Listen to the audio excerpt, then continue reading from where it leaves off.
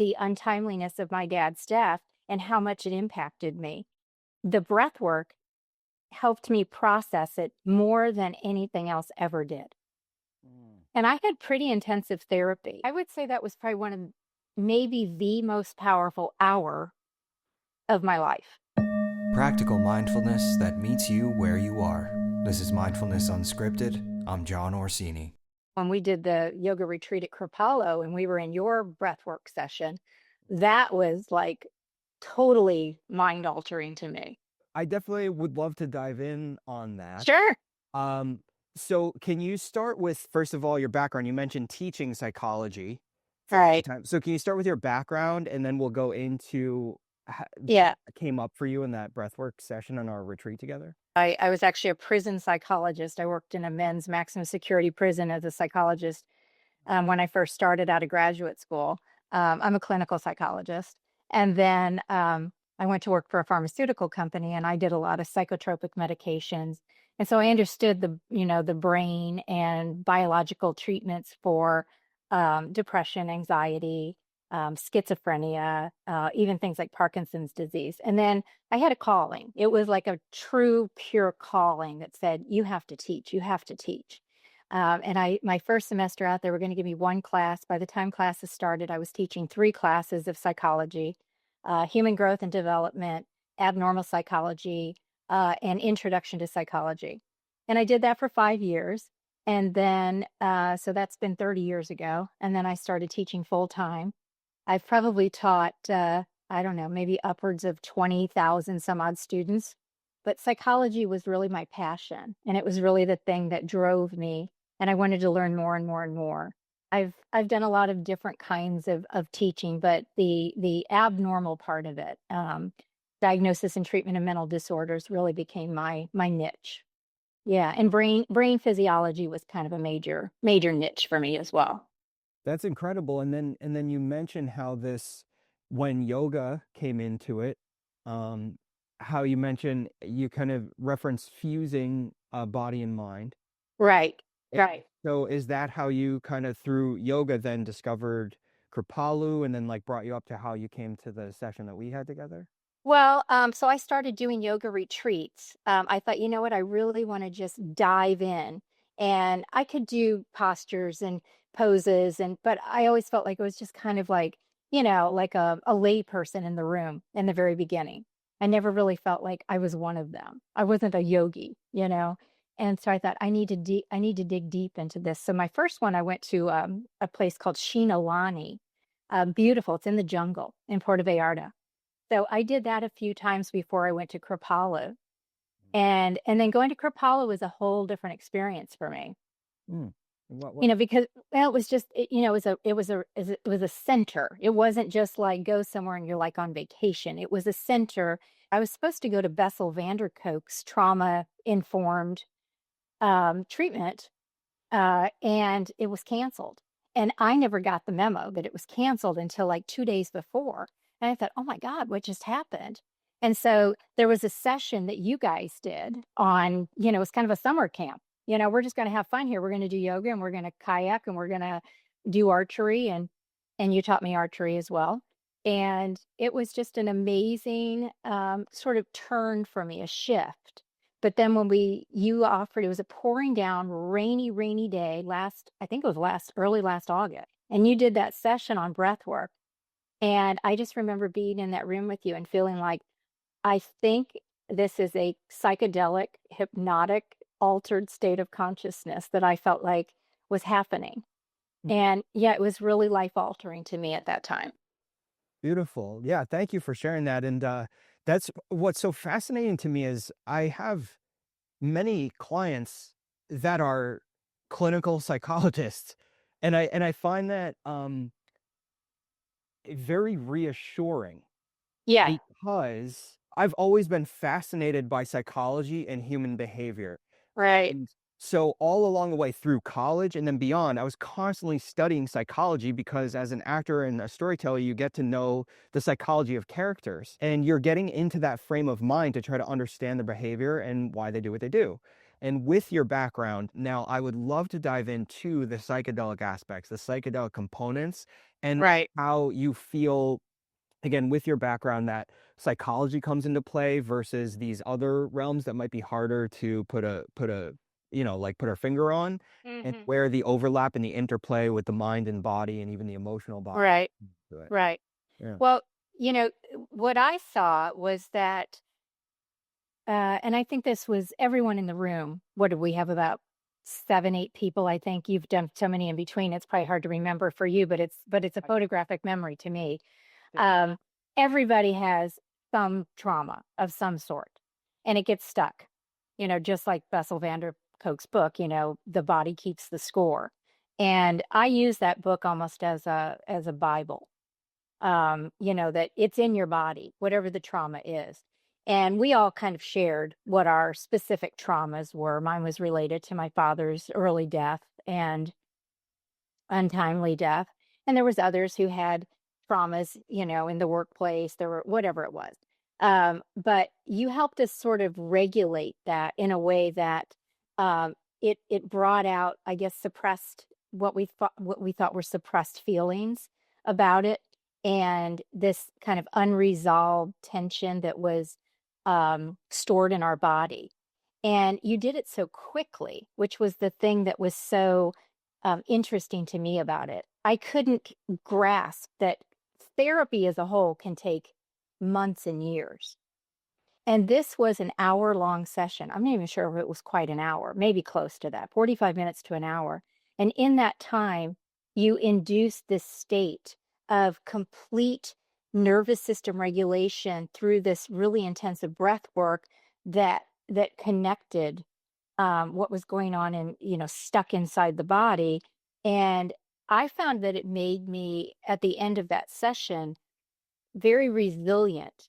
Like I felt this power come over me. And I shared that in the debriefing, that I felt this sort of induced altered state. I do know that, like, trauma, any trauma, doesn't matter really what it is. It can be something simple, but it's still a trauma to you. It makes an imprint. And that's what Bessel van der Kolk always talked about. It's an imprint on your body. And I felt as though, by doing the breath work with you, that it just opened it up, like the door had opened. It was almost like doing EMDR, the eye movement desensitization response, or tapping, or anything like that that processes an emotion. What you did with the breath work was you were helping all of us process the emotions that were stuck inside of us. And in psychology, we can sit before someone and just talk about and talk about it and talk about it. But until you get active with it, it doesn't do anything. I think more and more research is showing it's really not going to do anything. You have to have, whether that's a shared experience, a group therapy experience, a yoga practice. I mean, Bessel even talks about, yoga. But it kind of moves you from somebody who ruminates about it, thinks about it constantly, which I did. I thought about this. I'm 62 years old, almost 63 in a couple of weeks. And I thought about this um, probably for 40 years, you know, the untimeliness of my dad's death and how much it impacted me. And the breath work, I don't want to say fixed, helped me process it more than anything else ever did. Mm. And I had pretty intensive therapy, that I went through at different points in my life.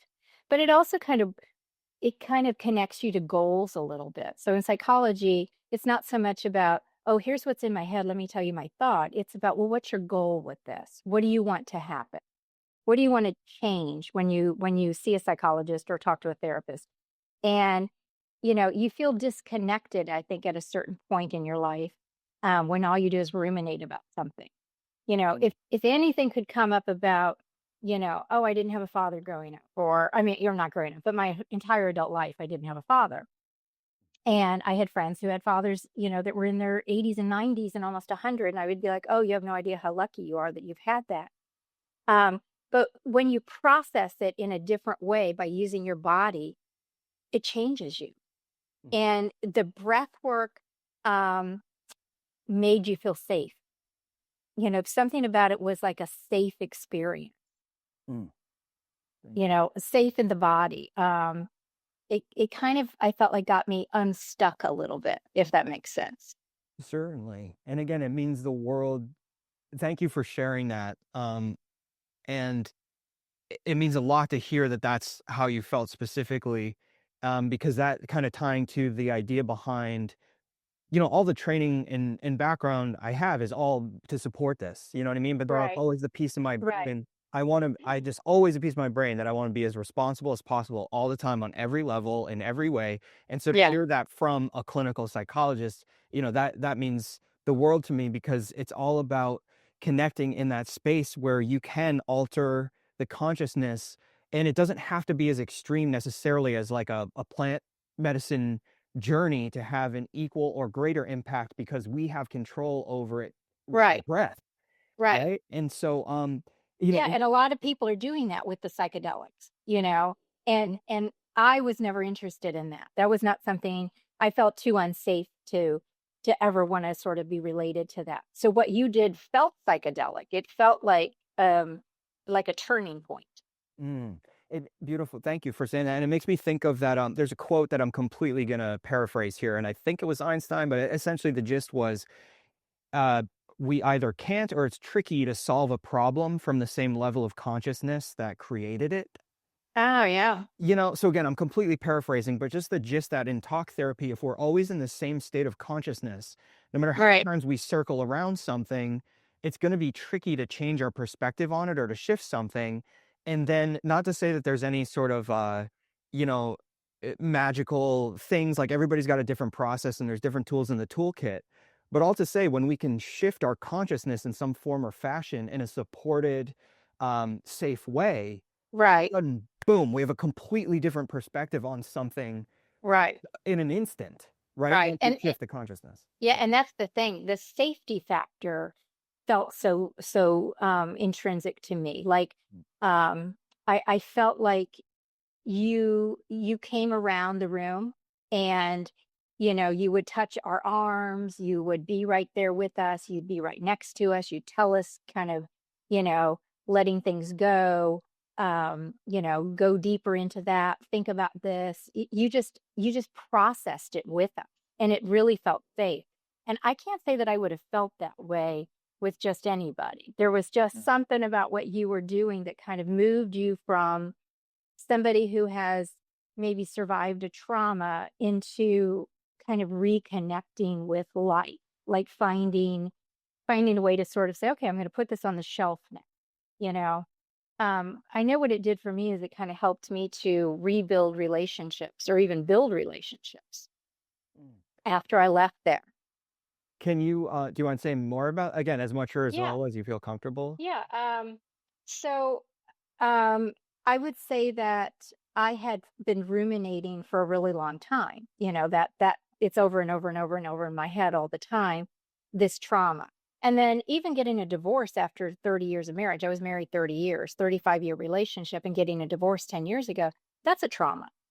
And when you kind of tie all the traumas together, you start feeling like, relationships are hard, relationships are difficult. I found myself sort of isolating a lot more. I found myself really digging deep into reading and movies and my walking. I was walking 5, 6 miles a day. And I wasn't really focused on relationships the way that I knew I wanted to be. I had my work relationships, I had my relationships with my children, I had a few girlfriend relationships, but I wasn't dating at that time. I wasn't really, finding anything that I was really looking for. And somehow when I did this processing and I thought about it over and over and over again, I would say for probably 2 or 3 months after we did this, I found myself, oh, I'm building relationships again. I'm rebuilding. We did a session in our Kripalu week where we made vision boards. Do you remember that? Yes, I do. Yeah. Pouring down rain, right? And we're cutting stuff out of magazines. And I made a vision board of a man, and we were all laughing. Do you remember this? I do. Yeah. Yeah. Everybody was laughing, and they're like, oh, you're not going to find that, right? And interestingly, I did after this. Yeah, Um, I don't think anybody was doubting you. yeah. It was so sweet. That's the beauty, like, just to say what's so special, and I think, like, there's something in Shakespeare called a laugh of recognition, or at least Yeah. teachers taught Yeah. that, and it Yeah. wasn't so like, there are times when things are funny because they're funny, like a joke or Right. whatever, but there are Right. times when things are funny because they're so true, and they're so real, and the Right. room just feels it as a human thing, and Yeah. so it's like it's a laugh because it's an acknowledgement of just what it is to be human and to be authentic and to be so real. And to me, that moment, I don't think anybody was doubting that for a second. They were just like, God, that is so real. And I think everybody knows that a version of that feeling in their own life. Oh, yeah, and Yeah, I was it's letting it beautiful. go. I was just like, "Okay, here we are," Yeah. you know, just Yep. letting it go, and we had 4 Non-Blondes, that song, what's that song, with 4 Non-Blondes? I gotta think of it, but, Yeah. we had the music blaring, and we're in there, and it's pouring down rain outside, and I thought, "Oh," but we put everything we wanted on this vision board, and mine was all a man, everybody else had other stuff, and mine was all this man that I was gonna find, and I don't know that I would have found this had it not been for the breath work. That I feel as though that was sort of the turning point that reconnected me to joy, Mm. that said, you know what, Beth, you don't have to be stuck ruminating your whole life about the unhappy parts of a marriage that ended, or, your father dying early, or whatever. My mother had just died also, right before that, actually. And um, but I found it just to be such a powerful tool in sort of body awareness, bringing up suppressed feelings, kind of in a controlled, not overwhelming atmosphere, I guess I'd say. Um, but really connecting with some goals, and I think that's the thing, is if you can go into it and say, well, what are your goals? And I don't mean like, oh, I want to have this job or that job, but how trauma leaves you disconnected. Psychology is supposed to help you become connected. It's not going to fix you. It's going to help you connect to whatever's important to you. And to me, that was the turning point in the breath work, that it helped me feel more connected. Uh, Mm. as a result of that, I also started doing some hypnosis training. And along with that, I was doing breath work with that. And there's a hypnotist named Matt Dixon. He's in St. Louis. And I've done some really long sessions with him. And we focused on the breath work as well, because I told him, I even used your name, and I said, there was a guy I met in Kripalu up in Massachusetts last year. And I said, he got me really started, processing this. And he goes, oh, we're on it. So we would do the breath work as well, and some hypnotic states. And it was sort of a continuation. Then it was a way to, keep doing, because I don't live, up near you. I know I could do some of that online, I guess. But Mhm. yeah, it was a way to sort of engage with the breath work again. That's beautiful. I'm Yeah. so glad to hear that because that's the thing. It's like there are modalities that are more, at least to our culture, more All right. familiar, Right. and that's important and that's good. And then there are these other modalities that are actually, in fact, ancient, right? Right. That would be Right. far more Right. familiar to other cultures, Exactly. and that's why, again, to kind of bring it all together there, why it's just about like loading up your toolkit is the way that I see it, Yeah. and that Yeah. the breath is an aspect of psychological processing that is different than traditional talk therapy, Mhm. Right. and it's a complement that is supportive of the whole. Right. And so, but that's what I find so interesting is that our culture has certain modalities that are like, okay, like talk therapy, yes, but breath work, what the hell is that? That sounds out Right. there, woo woo. But the thing is, they support each other so well. And so to hear how it's resonated with you, and especially with your clinical psychology background, and that you're exploring all these modalities. I mean, not only is that beautiful for you as an individual and incredibly powerful, and thank you again for sharing about your personal experience with it. And then I can imagine along the way all the students, you said like 20,000 plus students that you've worked with, just coming from this clinical background but having the mind to say, oh, what's this modality, oh, what's this modality, Right. that's such a gift. Right. Yeah. Yeah, I used to, after I came back from Kripalu, I was teaching in the classroom again, and um, I remember we did so many breath sessions in the classroom and meditation sessions, things where I used to just talk about things, that I started doing things with students, and people would, these 18, 19, 20-year-old kids would come up to me after class and they'd say, I'm sleeping better. I'm feeling better.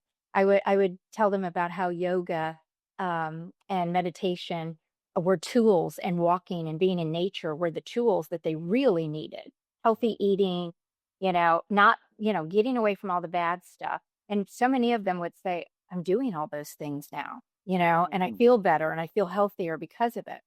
Yeah. But it changed my teaching in many ways because of it. I was much more focused on, connecting with people, and sort of helping them process things. We never went into individual students' issues, in a classroom setting, but as a group setting, we did so much in regards to, you know, reshape your brain, reshape your mind, reshape, what's going on with you. And yeah, the breathing was, I think, were really instrumental in doing that. Beautiful. Yeah, Yeah. it's I find it interesting, and again, much appreciated, because you mentioned working in the pharmaceutical aspect of thing. And again, Right. there's a place, it's tools in a toolkit, But Yeah. I find so interesting now is that there's so much information out on the internet, obviously, for one, and all that information, and the most obvious things, like get some sun in the morning, right? Right. To start your circadian rhythm, like you're saying, Right. nature, breath, and these things that are so inherently simple and essentially free, right? Exactly. Essentially. Yes, Right. you want to have guides and containers and spaces and different things, but essentially the breath is yours. I mean, right? So Right. all these things, and that the fact that it's like, okay, got it, okay, got it. It's like, right, you might get it as a concept in your mind, but are you implementing the thing? And that's Right. where certainly support, community, all that stuff can come into it, or a guide, or even like a Right. version of a coach or something. Just some support to actually do the thing, because Right. the nervous system calibrates to it. We don't need the pharmaceuticals unless you have diabetes or heart disease or whatever. We don't need as much as what the medical community is doling out. We look at that as the fast fix. And believe me, I was part of that. But I was young and immature about it back then. I was like, oh, this is a great job. You know, thank God I had the calling that said, go teach, and go study and learn along the way. But I would listen to Huberman's podcast, and it was always get the sunlight, go for the walk, get good sleep, drink lots of water, all the basic things, and the breathing exercises, just doing different various breathing. And, you can do the 4-part breathing, or you can do the nostrils, or what, there's so many different ways to do it.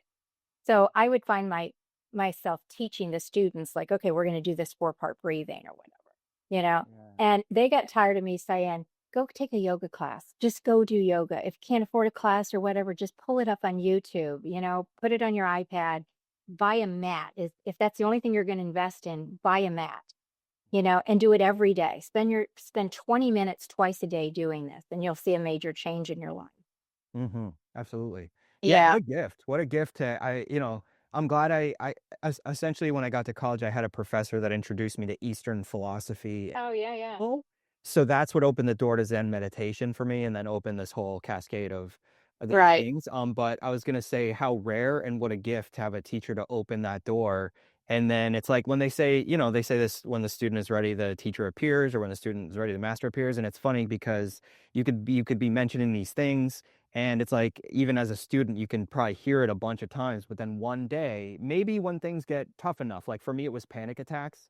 I Yeah, started I having remember you panic said attacks. that. Yeah. Yeah. And so, like, sometimes I know, my dad would say something like, the people tend to only change when the pain of staying the same is worse than the uncertainty Exactly. of changing, or whatever it might be. And so, when we're ready, whatever that reasoning is, these modalities can find us, and we just hope we're open enough to realize Right. they're there for us. Right. Yeah, we just have to connect more to the body. That, to me, that's the main thing. Yeah. You know, you can almost transform your body in 3 months.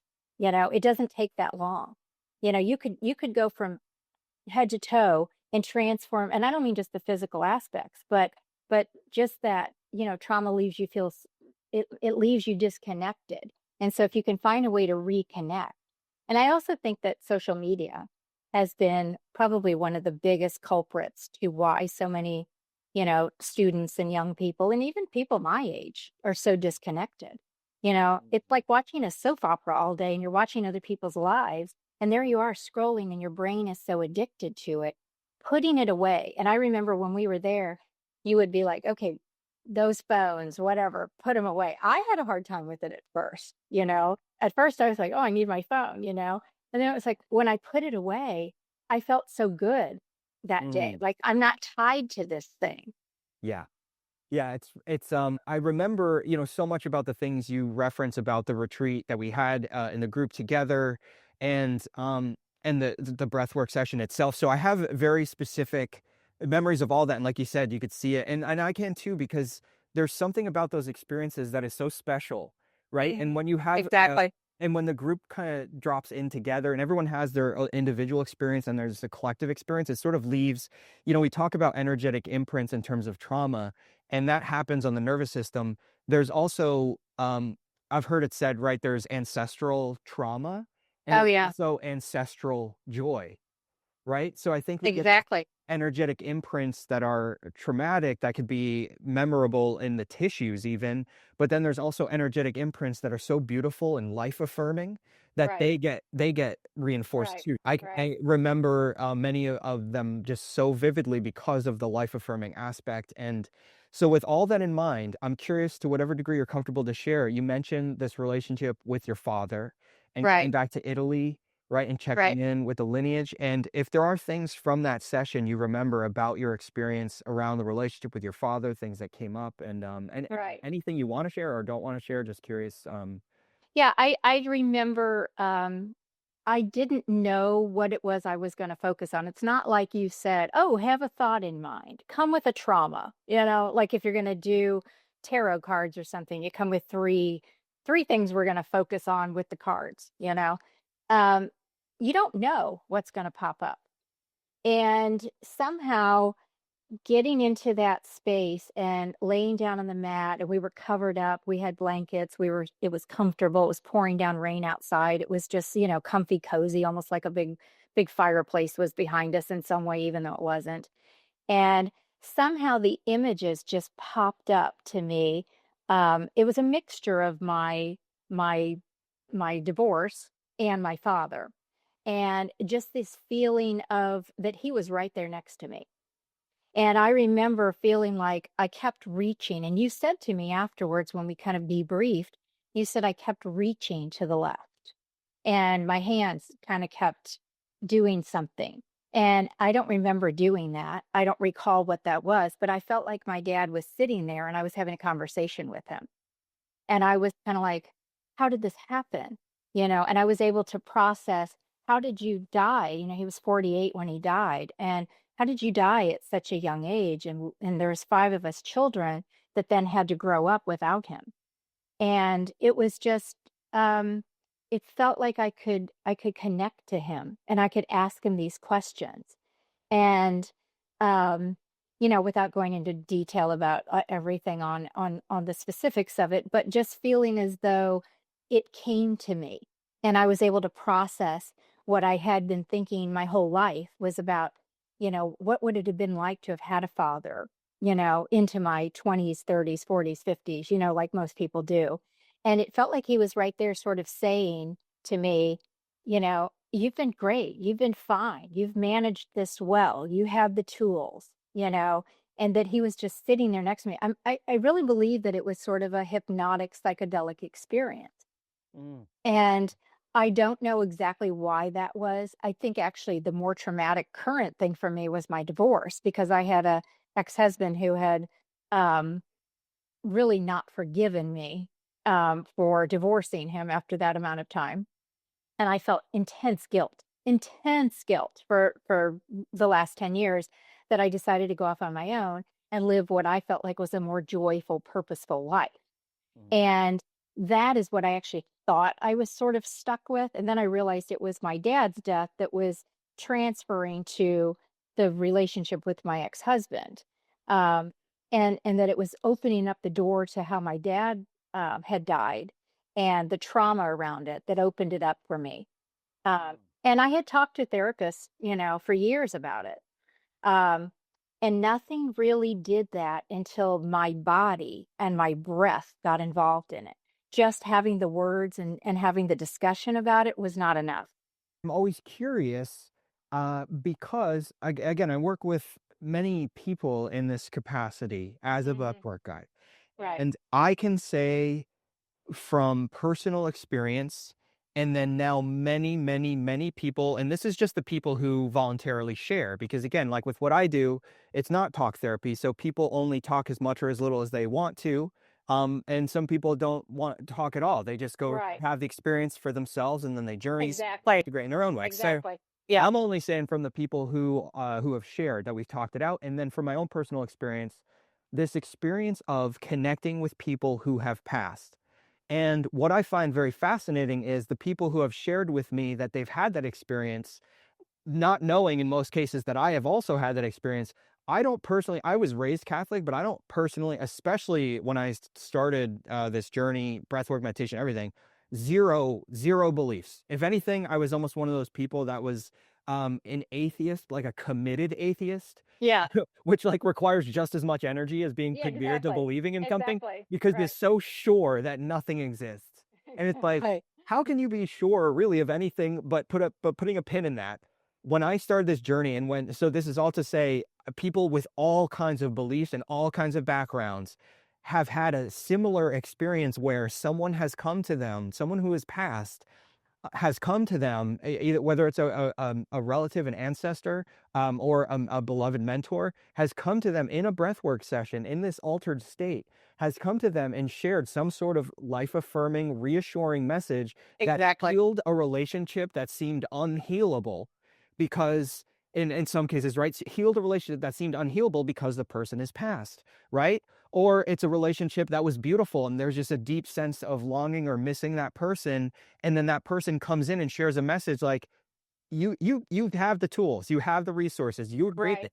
like Right. I'm here always, Right. right? I'm here Right. always, and I'm just here to tell you right now in this altered state, I'm going to come in and tell you you're good, right? Yeah. And so anyway, just again to say, I've had people from all kinds of backgrounds, anything from people who have a strong either religious or spiritual relationship, to people like me who believed in zero, nothing, and almost pretty much arrogantly certain of it. Right. And until I started having those experiences, and now how did that shift? I don't know that I necessarily have a spiritual belief or certainly a religious belief that I could point to, but I do know that something is going on, because in that altered state, there's a big difference between this is how I usually say it. There's a big difference between thinking of someone who's passed that you love, or just thinking of someone who's passed and being like, "Oh, my grandfather might say this in this situation," and it puts a smile on your Right. face, or whatever it is, right? Right. There's a Right. different. That's beautiful too, but there's a difference between that and being in this state with breath work and someone coming in. And again, I don't know what I believe. I just know what I witness and I know what I experience. So all these little details kind of kept coming up to me. Yeah. Um, yeah, and I just remember like how fascinating. I almost remember feeling like I was levitating in some ways. Like like if I could have felt like my whole body had come off that mat, I would have believed it if you'd said that it was true. Um, but you know, there was an out of body experience from it. Yeah. Well, very, very And special. then it stays, and then it stays. It doesn't it's like it stays with you Mhm. for a long time. It's not like, oh, the breathwork session is over. Oh, that was cool. Let me tell you how cool this was. And I told a bunch of people, I was like, oh, there's this guy, Jon Orsini, and he's a Broadway actor and he's a breathwork, expert. And he came in and did this session. You could just say that. Sure. Like it was like a cool, concert or something, like an experience. But it wasn't. What it was a turning point. It was the Mm. start of something. It wasn't like it ended, like we did the breath work and it ended. It was like a turning point for me. Yeah. Thank And I just you. I just remember it just, bridging me between my body and my mind. Yeah, thank you for saying that. I feel like You know, what's exciting or interesting is that with all these things, like even with Body Keeps the Score, like you mentioned, that there is emerging research around memory living in our tissues, right? Exactly. And these are Yep. the things, again, from these ancient practices that people have known, humans have known instinctively. But then, of course, there's skeptics and there's academia and there's all these places, and all of it's important. It's important to have discussions around these things and to flesh them out with different research and all these things, all important. But what's so exciting is as research just continues to support that there are certain shifts that go on, and now there's research to support what used to just seem like some anecdotal conceptual thing. Right. But when you have enough people having these similar experiences, there's Right. obviously something to it because, again, like I mentioned, people with different backgrounds, people with different belief systems, all having similar experiences from certain modalities. And so I'm saying all that right now to say that I do notice with my people that I work with how often they'll report that there's an actual significant shift, you could say, in brain chemistry and or physiology, or Oh, even in completely. yeah, even in one session, there's some sort of tangible shift in how I think and how I perceive the world in a repaired relationship. Like it actually shifts tangibly, even in one session, which I find Right. endlessly fascinating and encouraging. Yeah. I would say that was probably one of maybe the most powerful hour of my life. Mm, I mean, truly. And wow. I was skeptical to even think when we were talking about like that would make such a powerful impact on me. But, we've been doing yoga, you know, throughout the week, right? Early, 6:30 in the morning, whatever. And those yoga sessions are intense there too. Those are some of the best yoga instructors in the country that are in that room. You're getting such an overall experience. And then we're out in nature and we're hiking and then we're kayaking. And then the other thing I remember was when you were teaching me archery. And I had never done archery before. And I thought, oh, I'm too awkward to do this. And you said something to me, and I can't remember the exact words, but it was something about the breathing. Mm, You said, don't think about it. I think you said something about don't think about it. I wish I could remember exactly what it was, but it was more just breathe. mm, And that was after we did the breathwork session, I remember. And once I did it, it was like I have a picture of myself, and I saw this picture of me, and I looked just like perfect alignment. And I thought, oh, that would never have happened without you teaching me that, and the way mm, that I was breathing. mm. It's beautiful that you say you saw the alignment because you felt it from the inside out. I did. That's And it. That's what you said. You said feel it from the inside out, and I was trying to feel it from the outside. mm, yeah. That's what you said. Yeah. Well, huge credit to Kripalu as a lineage. Yeah. Um, in the way that everything that's taught there, everything I've been trained in, everything I've received via osmosis, is all about everything from the yoga postures now to the archery, and even the way that I guide breath work. So the specific, somatic energy clearing style that we've been talking about the majority of this conversation, that I drew from a few different lineages, not specifically Kripalu, but the way that I guide it is deeply informed by my training and years of working at Kripalu, which is all to say that even down to the yoga postures that are guided at Kripalu, all of us as teachers and guides are trained to encourage each individual to find your posture from the Exactly. inside out, not to fit a mold, to Right. find your expression. And so Right. that's the power in it as a lineage and as a philosophical way of being. And then all to say too, the thing with the breath that you mentioned is when often what I'll say is when it comes to the target, so often our attention is outwardly focused, right? Related to this whole point. Sometimes our attention becomes outwardly focused because of course we want to hit a bullseye. Of course we do. But ironically, the best way to hit a bullseye, whether literally in archery or metaphorically in life, is to come back inside by feeling our breath and anchoring ourselves in our experience. And then we're able to lead from our heart's wisdom, not from this outward concept of what we think we want or think we need, which is usually culturally or, Right. induced or whatever it is. Yeah. Right. Yeah. Yeah. Wow. I don't know. I just felt like the whole week at Kripalu was, such a momentous experience to me. I've recommended it to so many people, and I've done other yoga retreats around the world, and this one once you're there, it's just it's such a uh, connecting experience to people, to nature. Yeah, I highly recommend anybody interested in yoga or just connecting to nature to go to Kripalu.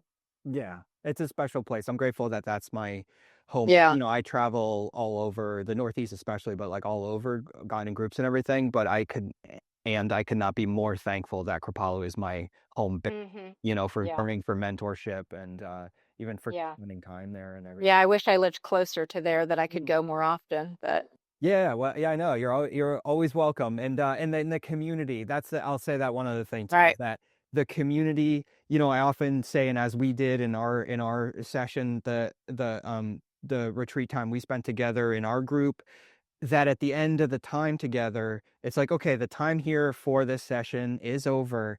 But by building those connections, it sounds like in some context, maybe it's a cliche, like, oh, people keep in touch or Oh yeah. that.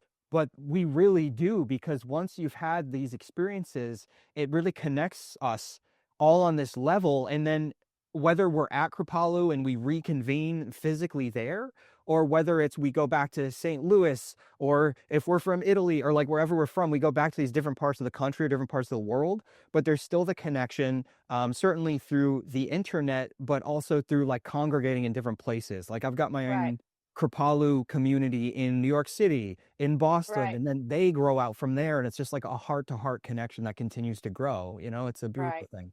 So, Yeah, it really is. Yeah, yeah. very special place. It's a healing place, I would say.